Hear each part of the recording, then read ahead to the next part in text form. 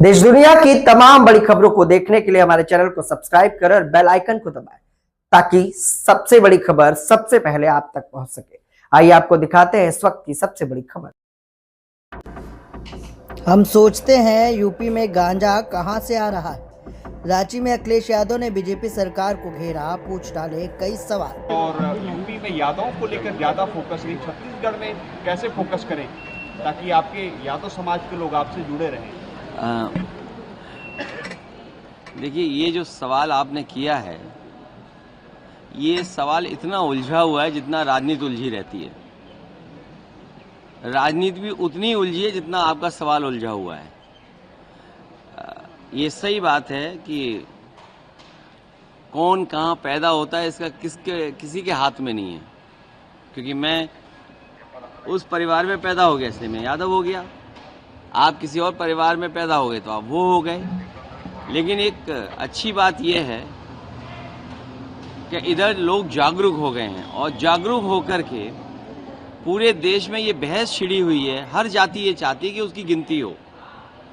पूरे देश में एक अच्छाई ये आई है कि हर व्यक्ति चाहता है कि उसकी जाति के बारे में गिनती हो और जानकारी हो। और ये बात यहाँ तक पहुँच गई कि राष्ट्रीय पार्टियां भी आजकल रीजनल पार्टीज का जो नैरेटिव है उसको फॉलो कर रहे हैं। मुझे याद है लोकसभा में जिस समय नेताजी थे, शरद यादव जी थे, आदरणीय लालू प्रसाद यादव जी थे और दक्षिण भारत के बड़ी संख्या में नेता, रीजनल पार्टी के बड़ी संख्या में लीडर्स ये मांग कर रहे थे कि जाति जनगणना हो, जातियों को गिना जाए और गिन करके उनको अधिकार और सम्मान मिलना चाहिए। ये लड़ाई लड़ी गई थी, उस समय सरकार दूसरी थी और वो लड़ाई आज भी चल रही है। अब सोचिए, कांग्रेस भी कह रही है कि हम जाति जनगणना कराना चाहते हैं, बीजेपी भी दबी जुबान कहती है कि हम जाति जनगणना कराएंगे। तो ये एक अच्छी बात हो गई है कि पूरे देश में ये बहस छिड़ गई है और सबने स्वीकार कर लिया है कि जाति जनगणना होनी चाहिए और जाति के हिसाब से अधिकार और हक मिलना चाहिए। जो बाबा साहब भीमराव अम्बेडकर जी का संविधान है, जिसमें सामाजिक आर्थिक रूप से जो गैर बराबरी है उसको दूर कैसे किया जाए, उस दिशा में जो आरक्षण है उस पर काम हो। और उसमें कई दल तो ये भी मांग रहे हैं कि दक्षिण भारत में जिस तरह सीमा टूट गई है आरक्षण की, वो सीमा तोड़ी जाए यहाँ पर। क्योंकि हमारे जो साथ हैं यादव महासभा में तो हैं ही हैं, लेकिन ये हमारे पारिवारिक इनसे रिश्ते भी हैं। और हैं एक विधायक भी है यादव जी, राम कुमार, ये क्या बोलते हैं, राम कुमार यादव, बीपीएल विधायक बोलते हैं। ये भी कांग्रेस के हैं, ये भी कांग्रेस के हैं और मैं समाजवादी पार्टी का हूँ। सवाल ये था सर कि आपकी पार्टी विस्तार तो को लेकर हाँ, अरे उसी पे आ रहा हूँ, तुम जल्दी क्यों भाग रहे हो। तो मैंने ये कहा कि ये देश में सभी दल जो रीजनल पार्टी का नैरेटिव था उसको फॉलो कर रहे हैं। और छत्तीसगढ़ में या उड़ीसा में, जहाँ मैं कार्यक्रम में आया था उड़ीसा में, उड़ीसा के लोगों का भी ये मानना है कि वहाँ पर बड़ी संख्या में समाज के लोग हैं। आज छत्तीसगढ़ में आपने बताया, मुझे तो पता ही नहीं था। मैं ऐसे पत्रकार साथी का बहुत धन्यवाद देता हूँ। आप अगर नाम बता दें तो नाम लेकर के मैं धन्यवाद दे दूँ। क्या नाम है? सौरभ सिंह परिहार। मैं सौरभ सिंह परिहार जी का विशेष धन्यवाद दूंगा कि जिन्होंने मुझे कहा कि छत्तीसगढ़ में यादव समाज को जोड़ना चाहिए।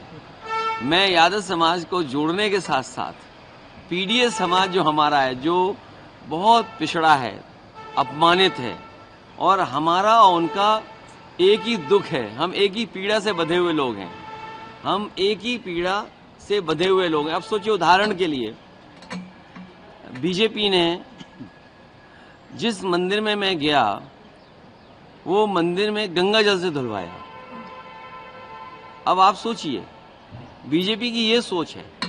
तो इसलिए पीडीए के लोगों का एक ही सा दुख है, एक ही सी पीड़ा है।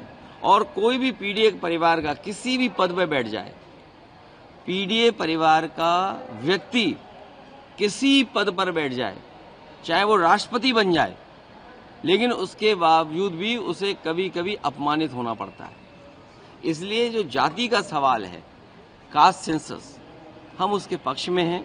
हमारा मानना है कि जिस समय सामाजिक न्याय और सामाजिक न्याय के राज की स्थापना हो जाएगी, बाबा साहब भीमराव अम्बेडकर जी के सपनों को पूरा करने के लिए, बाबा साहब के साथ साथ डॉक्टर राममनोहर लोहिया का सपना पूरा हो, और बहुत सारे ऐसे आपके प्रदेश में भी समाजवादी आंदोलन के नेता जुड़े रहे, आदिवासी समाज के नेता जो इस आंदोलन से जुड़े रहे, उनकी यही ख्वाहिश थी कि सामाजिक न्याय मिले, हम बराबरी पर पहुंचे, और हमें उम्मीद है आने वाले समय में हम लोग उस लड़ाई को और आगे बढ़ाएंगे। सर, ये डबल इंजन की सरकार है यहाँ छत्तीसगढ़ में, भारतीय जनता पार्टी बार बार बातें निकल कर आती है कि रिमोट कंट्रोल की सरकार चल रही है, कुछ रिमोट कंट्रोल आपको नजर आता है क्या? ये जब से वाईफाई आ गया है, वाईफाई टेक्नोलॉजी वायरलेस है, तो रिमोट होना स्वाभाविक है, क्योंकि यहाँ पर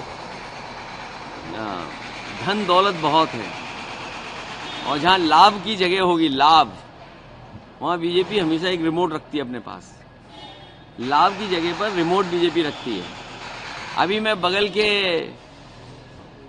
प्रदेश में गया था, वहाँ भी डबल इंजन की सरकार है, वहाँ गांजा और शराब पकड़ी गई, तो एक इंजन गांजा सप्लाई कर रहा है, एक इंजन शराब सप्लाई कर रहा है, तो ये डबल इंजन है। नहीं, इसके बगल का प्रदेश, बगल के प्रदेश की खबर थी अखबार में, और हमारे तो डेली गांजा पकड़ा जाता है। कोई दिन उत्तर प्रदेश में नहीं जाता है जिस दिन गांजा ना पकड़ा जाए। अब बताइए, उत्तर प्रदेश में डबल इंजन है, गांजा कहाँ से आ रहा पता नहीं लग रहा। हम खुद सोच रहे हैं गांजा आ कहाँ से रहा है। सर, यहाँ भी डबल इंजन की सरकार है, यहाँ कुछ आपको लगता है कि सप्लाई हो रही है एक इंजन में? नहीं, वो अभी मैंने अखबार ठीक से पढ़ा नहीं, मैं अब छत्तीसगढ़ की न्यूज़ फॉलो करूंगा और उसके बाद आपको विस्तार से जानकारी दिया करूंगा। सर, बिहार में इलेक्शंस हैं सर, हाँ, बिहार में इलेक्शंस, आपकी पार्टी भी महागठबंधन का एक हिस्सा है, तो सर अमित शाह का एक रिसेंटली एक बयान आया था राहुल गांधी की यात्रा और तेजस्वी की यात्रा को लेकर, ये यात्रा घुसपैठियों को बचाने के लिए। क्यों नासमझी की बात करते हो आप लोग और उनकी बात मानते हो आप? बिल्कुल नासमझी की बात इसलिए नहीं करनी चाहिए। 11 साल से सरकार दिल्ली में किसकी है? कोई सरकार, कोई व्यक्ति अपनी ही सरकार पे आरोप लगा रहा हो, आप सोचिए। कोई ये जो आरोप लग रहा है घुसपैठियों का, आप समझ ही नहीं पा रहे हैं। वो नंबर 2 हैं, वो नंबर 1 बनना चाहते हैं, तो आरोप किस पे लगाएंगे? तो बिना आरोप लगाए तो आगे नहीं बढ़ सकते ना आप। तो आरोप किस पे लग रहा है? ये अगर मान लीजिए घुसपैठिया आ रहे हैं, तो वो अपनी ही सरकार पे आरोप लगा रहे हैं कि भाई 11 साल से हम घुसपैठिया भेज रहे थे। अब इसका जवाब कौन देगा? अगर घुसपैठिया आ रहे थे तो सूची तो होगी ना उन पे, और फिर 11 साल से सरकार उनकी है। भाई यहाँ बड़े बड़े अधिकारी हैं सेंट्रल फोर्स के, हमारी वजह से थोड़ी पोस्ट हैं, हम थोड़ी कर सकते हैं पोस्टिंग। मान लीजिए नक्सली खत्म हो रहे हैं तो सेंट्रल फोर्स है ना, वही तो बातचीत कर रही है, विपक्ष के लोग थोड़ी बातचीत कर रहे हैं। इसलिए अगर घुसपैठिए आ रहे हैं 11 साल से, तब तो उन्हें अपनी ही सरकार पे आरोप लगा रहे हैं। मैं इस सवाल को लोकसभा में जरूर पूछूंगा कि भाई मैं छत्तीसगढ़ में गया और एक पत्रकार साथी मुझे घुसपैठियों पे बात पूछ रहा था, तो घुसपैठी आ कैसे रही है बताओ 11 साल से? ये जिम्मेदारी किसकी थी? हमारी तो है नहीं जिम्मेदारी। हम तो सवाल कर सकते हैं, आप जो सवाल कर रहे वही सवाल हम कर सकते हैं सरकार से। ये पूरे देश में नक्सलवाद खत्म करने को लेकर के दावा कर रही है कि 2026 में नक्सलवाद मुक्त हो जाएगा हिंदुस्तान। कब? छत्तीसगढ़ में भी 2026 डेडलाइन अमित शाह ने रखी है। देखिए, उससे महत्वपूर्ण उनकी ख्वाहिश जो थी कि हमारे किसानों की आय दोगुनी हो, हर गरीब का घर 2022 तक बन जाए, बन गया। जो सामाजिक चीजें हैं, बुनियादी चीजें अगर उन तक नहीं पहुंचेंगे, उन्हें मुख्य धारा में लाने के लिए पढ़ाई लिखाई इलाज उनको सुविधा नहीं दोगे आप, वो भी तो हमारे आपके जैसे लोग हैं। अगर हथियार क्यों उठा रहे हैं? उनके पास तमाम रिपोर्टें होंगी, तमाम कमीशंस हैं, तमाम इंटेलिजेंस की वो हैं, और इस प्रदेश ने तो न जाने कितना झेला है, न जाने कितने महत्वपूर्ण लोगों की जान गई है यहाँ पर, न जाने कितने लोग गए जिनकी जान चली गई यहाँ पर। तो यहाँ पे तो बहुत सारी जानकारियाँ होंगी, जो उनकी बुनियादी चीजें हैं उन पे भी तो आपको सोचना पड़ेगा। बंदूक इलाज नहीं हो सकता, बुलेट इलाज नहीं हो सकता है। और फिर डिस्ट्रीब्यूशन ऑफ वेल्थ कौन करेगा? प्रति व्यक्ति आय क्या है? आप क्या बता रहे होंगे, आए होंगे दिल्ली वाले लोग, आजकल पढ़ा रहे हैं लोगों को दिल्ली वाले लोग, आपने भी पढ़ लिया होगा, उनकी बात मान ली होगी आपने। अच्छा, आपकी भी मजबूरी है, आपके पीछे, उसके पीछे और उसके पीछे जो है उनसे हमारा झगड़ा है, आपसे नहीं झगड़ा है। तो प्रति व्यक्ति आय क्या है छत्तीसगढ़ में? बताए होंगे, जाने कितनी प्रति व्यक्ति आय है? आप मुझे ये बताइए, जिन व्यक्तियों को राशन मिल रहा होगा उन लोगों की प्रति व्यक्ति आय क्या है जो राशन पा रहे हैं छत्तीसगढ़ में? ये सब दिखा रहे हो? नहीं दिखा रहे हो, सब कैमरे बंद हैं। राज्य सरकार पर निजीकरण को लेकर प्रति व्यक्ति आय जो है, जो राशन प्राप्त कर रहे हैं उनकी प्रति व्यक्ति आय क्या है? और फिर महंगाई, डीजल पेट्रोल कहाँ पहुंच गया? बताइए, डीजल पेट्रोल कहाँ पहुंच गया?